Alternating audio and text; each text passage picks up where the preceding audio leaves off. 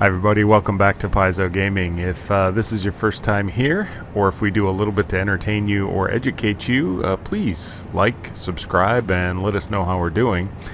Today's video is entitled Imperfect Storage. I've seen a lot of videos recently about perfect storage mechanisms, and mine, I will have to say, is imperfect. I've got a lot of stuff stored up here, and I like to store things vertically because it just takes up less space.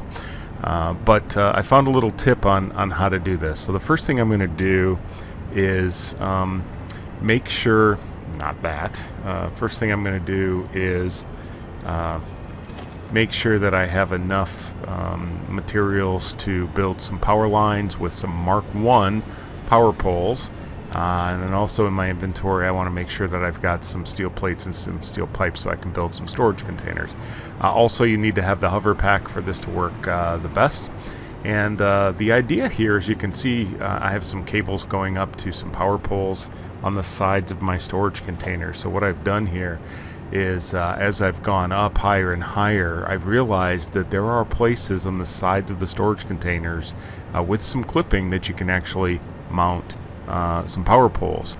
And what this allows you to do is, instead of climbing up the storage containers, it allows you to use your hover pack. Now this does several things. Number one, it allows you to get kind of off the sides if you need to build these conveyor lifts, if you want kind of auto feeding, so as you go up, if you put the lifts on the sides, it allows you a little bit cleaner access, especially than if you were climbing here. That's pretty much a hard thing to do. Another thing that I recommend is, of course I go into autosave mode here, but as you build your storage containers up, alternate the inputs and the outputs. Once you do this once, as you continue to build, it will kind of auto do that. So let me go up here to the top, and you can see that I've already got some poles here on the other storage containers, so that's why it's letting me do this. So what I was mentioning before is, if you do a storage container, you can see the inputs and the outputs. The kind of orange color is the inputs, and the cyan or light blue colors are the outputs. I'm going to roll my mouse wheel and scroll that to alternate, and then as I add more up here, it will typically auto rotate those around for you. Now I tend to do this even if I'm not going to put conveyor lifts on the sides, just in case I ever have to load or unload. That allows me to do that.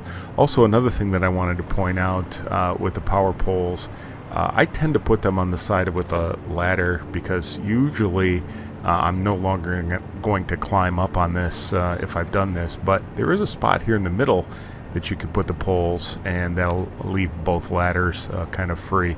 Another thing I wanted to point out that I don't think I've ever seen anybody point out in a video is that there's this little plate here, and that denotes the input side of the storage container. Notice there's no plate on this side, and that just helps kind of when you're flying in or having to look up quite a few. You can see where that input side is.